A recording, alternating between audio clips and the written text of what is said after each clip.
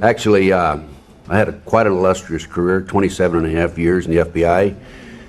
And in those 27 and a half years, I had 13 assignments, so I moved around the country. The only part of the country I never did live in was really the extreme northeast U.S. So also during my career, I handled just about everything. I was counter-espionage, counter-terrorism in New York and Connecticut, and I negotiated with some skyjackers at Philadelphia International Airport for 2.5 hours, July the 12th, 1972.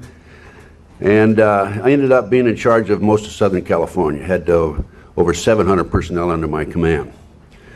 I personally investigated the Oklahoma City bombing case, huge cover-up. Jack Kennedy's assassination, huge cover-up. Bobby Kennedy's assassination, huge cover-up. World Trade Center, huge cover-up. Okay, terrorism. They're using it as an excuse to take away our constitutional rights and our civil liberties. The Bilderbergs.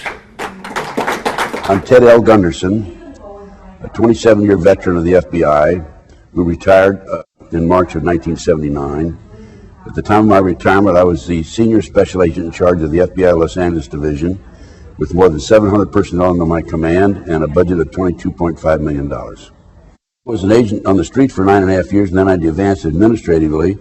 I was a supervisor, and then I was number 2 man in Connecticut and Philadelphia, and assistant special agent in charge was the title. And then I became a chief inspector, and then I was agent in charge in Memphis, Dallas, and the senior special agent in charge in Los Angeles, because I had 3 other special agents in charge under me and 24 supervisors under them. I have information chiseled in stone, documented, that the FBI had advanced knowledge about 911 and did nothing to prevent this from occurring. And this is atrocious. It's unbelievable, having been a former FBI agent myself. And it's very obvious that this whole thing is being orchestrated by the powers that be at the highest level of our government, and I want the world to know about it. The minute I saw the planes fly into the tower on television, live as a matter of fact, the question I had in my mind was, there is no way, absolutely no way, that somebody could skyjack 4 planes, 20 people, skyjack 4 planes, in this case 19 individuals, and our government would not know about it in advance. We have, the U.S. government, the most advanced intelligence techniques of anybody in the world, and you'll never convince me we didn't have advanced knowledge about what was going on. We saw the airplanes go in, and it's also a question about whether they're remotely controlled. I don't know about that. I hate to comment on something where I have no documentation, but there's much more to this story than has come out so far. You will never in a million years convince me that those buildings, those towers, collapsed because those planes hit them. I'm confident that they were imploded. As a matter of fact, there were seismograph readings they think from the basement, 2 of them, about the time that the buildings collapsed.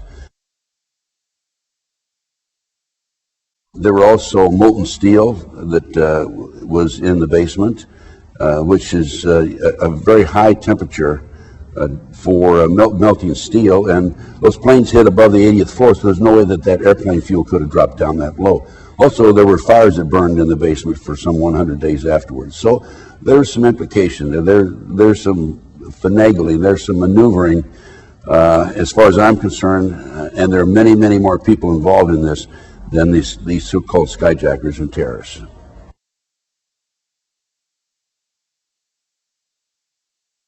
The anti-terrorism legislation was written back in the middle 1980s under the George Bush Sr. administration.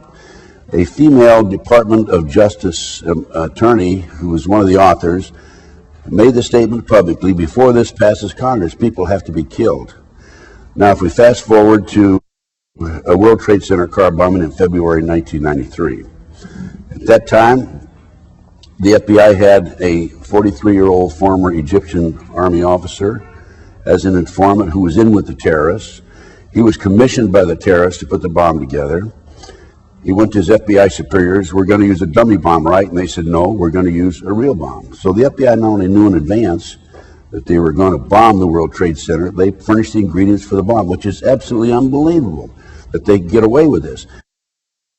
What's unbelievable about it is this was actually printed in the New York Times on October 28, 1993. But they got away with it. And if I was a congressman or senator, I would demand an investigation. Why would the FBI furnish the ingredients for the bomb that brought down or that had damaged the World Trade Center in February 1993? We had 6 people killed there. We had 1,000 people injured. We had a total of 6 citizens who died in the February 1993 World Trade Center car bombing. We had $1,000 worth of 1,000 individuals were injured. We had $500,000 in damage. But there weren't enough people who died to pass the anti-terrorism legislation. So now we fast forward to May the 19th, April the 19th, 1995, Oklahoma City bombing. We had 169 people who died, probably 169 because there was one leg they never did identify. And a year later, the anti-terrorism legislation passed. Now, it wasn't tough enough. I can't prove that there were explosives that were placed in the World Trade Center in the 9/11 situation. However, from what I've seen, an expert on implosions from Albuquerque, New Mexico, who worked for the government under government contract, stated immediately afterwards that the buildings were imploded. And then he retracted his statement and said, well, maybe they were, maybe they weren't. But basically, now he's saying that they weren't imploded. But other experts who have looked at the pictures say that the buildings were imploded. I think that in order to implode those buildings, there had to be implications, government implications or involvement in placing these charges. I mean, that was a tremendous project. I mean, I don't know how many people would be involved in that. Going back to Oklahoma City, an inside investigator told me there were at least 11 other people involved in the Oklahoma City bombing. Now, if you have 11 other people involved in Oklahoma City, you're going to have 3 or 4 times that involved in the World Trade Center situation.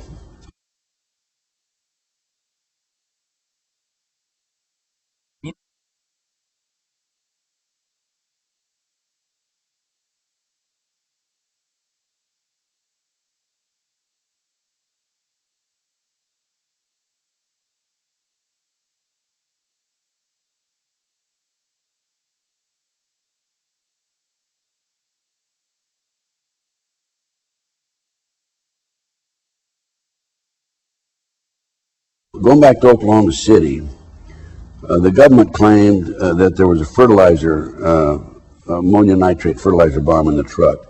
Initially, it came out, I think, with 1,500 pounds, and then it's 2,500 pounds. And in the end, they said 4,800 pounds. A fertilizer bomb explodes in 360-degree, but there's no question about it. The bomb that was in that truck was a directional bomb. Now, there was a bomb called electrohydrodynamic gaseous fuel device that was developed in the early 1980s, highly classified. It was developed by Hercules Manufacturing in Silicon Valley, California. At the time of the first explosion in the experiment in Area 51, 2 technicians died because they underestimated the power and the strength of this bomb.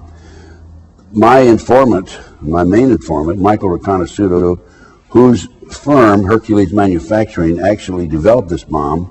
Michael was with the agency for years, as was his father, Marshall, told me that the bomb, the truck bomb in Oklahoma City was this electrohydrodynamic gaseous fuel device. We call it a pineapple bomb because it's the size of a pineapple, but very, very powerful. And then what I think happened in Oklahoma City is that we had the pineapple bomb go off, and then 9 seconds later we had a conventional bomb go off on the inside. With regard to this proceeding, basically there are 4 elements that I have to receive information regarding.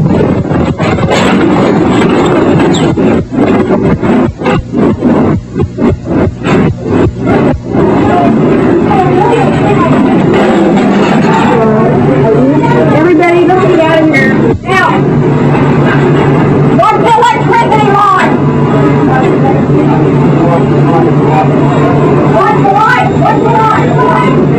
Yeah. Out the back door. All the way to the right, hurry. I have a newspaper article, actually a publication from the Fireman's magazine, where the author, who is the editor of the magazine and obtained the information from the Oklahoma City Fire Department, states that 4 unexploded devices were brought out of Oklahoma City, the Murrah building. That 4 unexploded devices were brought out of the Murrah building. This is in this article, Fireman's publication. I think it was September of 1995 when it was published. Now, if that's the case, then you had 5 conventional bombs planted on the inside, and you had the barometric bomb or the pineapple bomb in the truck. And now we have the news media. I have copies of the news media that were recorded that afternoon, the afternoon of Oklahoma City. And reporter after reporter after reporter has made the statement, oh, they recovered a bomb that was unexploded. One of them is specifically said, they recovered a bomb, and now we're going to know where the bombs came from because it has U.S. Army written on the side, stenciled on the side. So we have, and McVeigh, as far as McVeigh was concerned, I think McVeigh was a mind control victim. The government said he's flunked out of Special Forces. I doubt that. I think he was in Special Forces. He wrote a letter to his sister saying he'd been recruited by the CIA to be trained as a professional assassin and also to work on the CIA drug operation. And he was visited in Oklahoma City and in Colorado when he was in custody by Dr. Jolly West, DLA. Dr. West is the foremost expert on MKUltra. MKUltra is a government CIA mind control program. I had absolutely no knowledge of the project, MKUltra, the Monarch Project, during the period I was in the FBI. It was only after I got out of the FBI and I started doing my own research. And that came about because I was the investigator of the Jeffrey R. McDonald case. He's a former Green Beret doctor who was convicted of murdering his wife and 2 children in Fort Bragg, February 17, 1970. And he was tried and convicted, sentenced to 3 consecutive life sentences. I was called into the case after he'd been tried and convicted. His friends said he's innocent, and I began my investigation. Within 10 months, October 25, 1980, I obtained a signed confession from a girl, Helena Stokely, who said Dr. McDonald did not commit those crimes. They were committed by her satanic cult group. The satanic cult group was distributing drugs up and down the East Coast. They were being flown in plastic bags of the body cavities of the dead GIs coming out of Southeast Asia. And this is the late 60s, early 70s.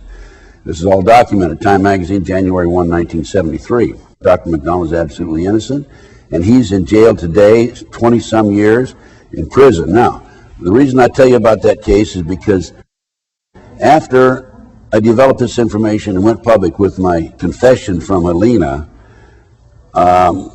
I was on national TV, I was on radio talk shows, and people came from all parts of the United States and said, hey, I know all about that, satanic cults, it's for real, I'm a victim, et cetera, et cetera, et cetera. And that's how I became involved and embroiled in these very controversial issues. And then I started doing my own research, and one thing led to another. And then I investigated the international child kidnapping ring out of the Midwest, out of Nebraska.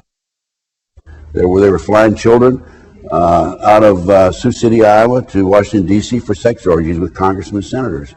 And just went on and on. Then I had the McMartin case out of Southern California. The children were dropped off in the school in the morning by their parents. They picked them up late in the afternoon. In the interim, they put the kids through tunnels and up into the trap door of the triplex next door, put them in automobiles and prostituted them. 2, 3, 4-year-old children. Unbelievable. And this is how I became involved in all these issues. And I just kept going, as any good investigator would do. I just keep going. The international child kidnapping ring is not being exposed. I have personally given my documentation to the FBI on at least 6 or 8 occasions, and I have been ignored because it's a covert CIA child kidnapping operation that's been active since the early 1960s. what's happening here is these children are being flown, or were in the past in the 1980s, out of Sioux City, Iowa, to Washington, D.C. for these sex orgies for the purpose of blackmailing the congressman, of compromising them. And, of course, hey, there's a bill that's going to be passed on Monday, and then I can come around to you and say, Congressman, you remember when you were with that little boy, that little girl last Friday? Okay, you better vote this way. That's exactly what's happening. It's called blackmail. This is a CIA covert operation. It's called the Finders out of Washington, D.C. And they're involved in kidnapping and international trafficking of children around the world. And I had, in my day, in the 80s, I had one of the kids who was actually part of the kidnapping team. When he was 10, 11, 12 years old, they would put him out as a decoy in the parks or shopping malls and so forth, and to attract the kids his age over near the car, and then the adults would grab the children and be off with them. One little kid was a 12-year-old newspaper boy named Johnny Gosh out of West Des Moines, Iowa. Johnny Gosh was kidnapped, and back in 1982, he was taken in, used as a sex slave. Later, he and another kid escaped. They stole a car and escaped, and Johnny Gosh is in hiding right today, by the way.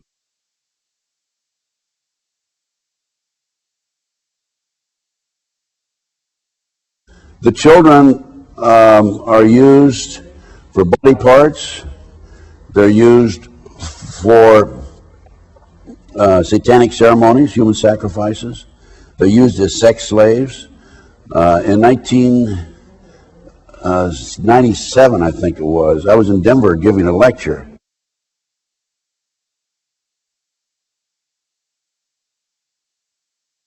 I had a tip from an airline employee that 210 children flew out of Denver to New York and then on to Paris, France. The airline employee who saw this was refueling the plane, asked a female adult and two male adults who were with the children, asked a female adult and two male adults who were with the children, who are these kids? And the woman says, Child Protective Services, mind your own business. And that man, by the way, has disappeared. I also had a tip from an airline employee, a flight attendant out of Los Angeles, that a plane load of kids, children, was flown to Paris, France. Paul Benassi, my informant inside the Nebraska case, who was part of the Child Network, told me that some of these kids are auctioned off.